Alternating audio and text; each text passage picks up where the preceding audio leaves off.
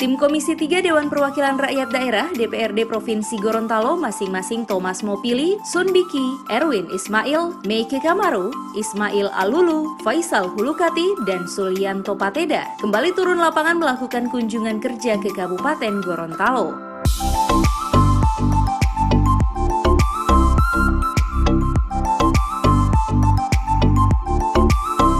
Kerja dilakukan dalam rangka memantau dari dekat proses pembangunan penyediaan air minum dan sanitasi berbasis masyarakat atau PAMSIMAS yang sementara dikerjakan di Desa Molanihu, Kecamatan Bongomeme.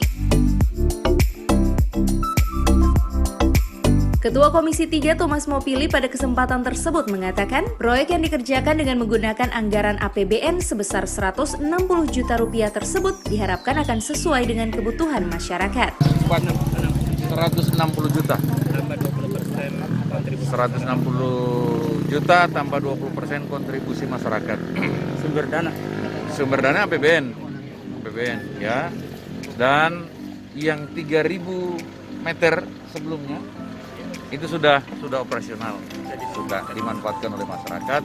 Nah, kita harapkan kita wanti-wanti ke fasilitator, kita wanti-wanti ke kepala desa bahwa bulan Juli kita akan putar keran airnya, sumber airnya sudah dekat di sini.